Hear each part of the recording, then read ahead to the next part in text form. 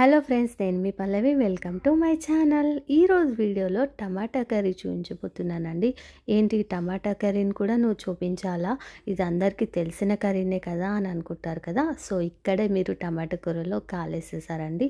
ఏంటి పప్పులో కాలేసారని పోయి టమాటా కూరలో కాలేసారంటారా.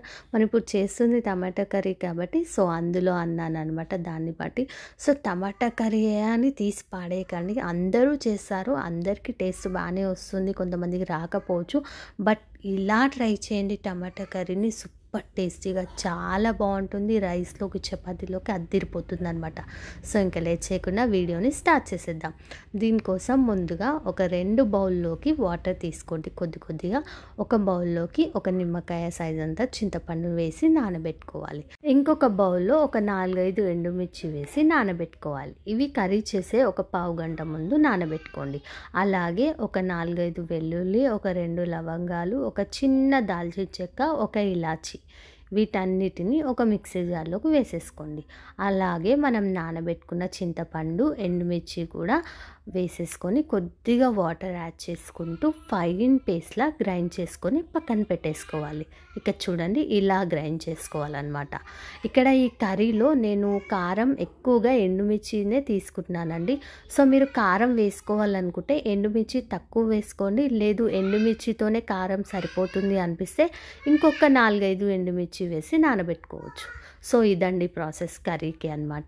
సో ఇక్కడ స్టవ్ ఆన్ చేసేసుకొని ఒక బాండీ పెట్టుకోండి. అందులోకి కర్రీకి సరిపడా ఆయిల్ వేసుకోవాలి. ఆయిల్ వేడెక్కాక ఆవాలు, జీలకర్ర, మినపప్పు, శనగపప్పు ఇవన్నీ వేసుకొని నూనెలో మంచిగా దూరగా పప్పులు ఫ్రై అయ్యేంత వరకు ఫ్రై చేసుకోవాలి. ఇప్పుడు ఇందులోకి సన్నగా కట్ చేసి పెట్టుకున్న ఆనియన్ ముక్కలు వేసుకుంటున్నాను. టమాటో కర్రీలో ఆనియన్స్ ఎక్కువగా ఉంటే టేస్ట్ బాగుంటుంది. అలాగే ఉల్లిపాయల్ని సన్నగా కట్ చేసి వేసుకోండి, తొందరగా ఫ్రై అవుతాయి అన్నమాట. సో ఉల్లిపాయలు పచ్చివాసన పోయి కలర్ చేంజ్ అయ్యేంత వరకు ఫ్రై చేసుకోవాలి. ఇలా ఫ్రై అయ్యాక ఇప్పుడు ఇందులోకి అల్లం వెల్లుల్లి పేస్టు, పసుపు కూడా వేసుకొని అల్లం వెల్లుల్లి ముద్ద పచ్చివాసన పోయేంత వరకు వేయించుకోవాలి. ఇవి వేగిన తర్వాత ఇప్పుడు ఇందులోకి మనం ముందుగా గ్రైండ్ చేసి పెట్టుకున్న పేస్ట్ ఉంది కదా, ఆ పేస్ట్ని కూడా మొత్తం వేసేసుకొని ఒకసారి బాగా కలుపుకోండి 1 నిమిషం పాటు. ఇలా కలుపుకున్నాక ఇప్పుడు ఇందులోకి ఇక్కడ నేను ఈ కర్రీ కోసం ఒక 5 టమాటాలను అయితే తీసుకున్నానండి. 5 టమాటాల నుంచి ఒక 2 టమాటాలని ఇలా ప్యూరీలా చేసి వేసుకుంటున్నాను అనమాట. మిగతా 3 టమాటాలని ముక్కలుగా కట్ చేసి పెట్టుకున్నాను. సో ఇలా వాడడం వల్ల కర్రీ టెక్స్చరు చాలా బాగుంటుంది, గ్రేవీలా ఉంటుంది. అలాగే మనకి తినేటప్పుడు ముక్కలుగా తగులుతుంది అనమాట. సో ఇలా ట్రై చేయండి, కర్రీ టేస్ట్ చాలా బాగుంటుంది. సో టమాటా ప్యూరీ వేసుకొని కలుపుకున్నాక టమాటా ముక్కలు కూడా వేసుకొని ఒకసారి బాగా కలిపేసేయండి. ఇలా కలుపుకున్నాక ఇప్పుడు ఇందులోకి ధనియాల పొడి, రుచికి సరిపడా ఉప్పు వేసుకోండి. ఒకవేళ మీరు వేసిన ఎండుమిర్చి కారం సరిపోకపోతే కారం కూడా ఈ స్టేజ్లోనే అడ్జస్ట్ చేసుకొని బాగా కలిపేసేయండి. ఇలా కలుపుకొని మూత పెట్టేసి ఒక 2-3 నిమిషాలు బాగా మగ్గించుకోవాలండి. ఇక్కడ నేను వేసిన కారం కొంచెం తక్కువైందనమాట.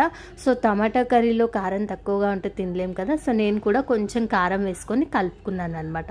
ఫైనల్గా కొద్దిగా కరివేపాకు, కొత్తిమీర ఉంటే కొత్తిమీర కూడా వేసేసుకోండి. కొద్దిగా వాటర్ యాడ్ చేసుకుంటున్నాను, మరి ఎక్కువగా కాదు.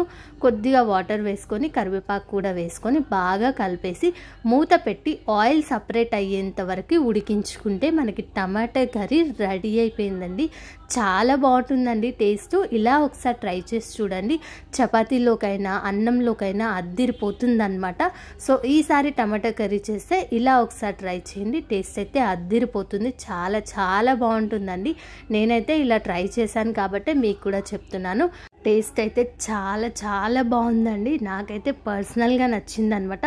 సో ఇంకెప్పుడు టమాటా కర్రీ చేయలేనా ఇలా ఒకసారి ట్రై చేసి చూడండి, తప్పకుండా ఇంట్లో అందరికీ నచ్చుతుంది. ఈ రెసిపీ మీకు ఎలా అనిపించిందో కామెంట్ చేయండి. వీడియో నచ్చితే తప్పకుండా లైక్ చేయండి. మీ ఫ్రెండ్స్ అండ్ ఫ్యామిలీ మెంబర్స్ కూడా కొంచెం షేర్ చేయండి ఈ వీడియోని. వాళ్ళు కూడా చూసి మన ఛానల్ని లైక్ చేసి సబ్స్క్రైబ్ చేసుకుంటారనమాట. సో మరిన్ని వీడియోస్ కోసం ఇప్పుడే మన ఛానల్ని సబ్స్క్రైబ్ చేసుకొని చూడండి. చాలామంది చూస్తున్నారు, సబ్స్క్రైబ్ చేసుకోకుండా చూస్తున్నారండి. సో ప్లీజ్ సబ్స్క్రైబ్ చేసుకొని చూడండి. వీడియోస్ నచ్చితే తప్పకుండా లైక్ చేసి షేర్ చేసి పక్కనే ఉన్న గంట సింబల్ని ఆన్లో పెట్టుకుంటే నేను ఎప్పుడు వీడియో పెట్టినా మీ ఫోన్లోకి నోటిఫికేషన్ అనేది వచ్చేస్తుంది అనమాట. Thank you for watching. Thank you.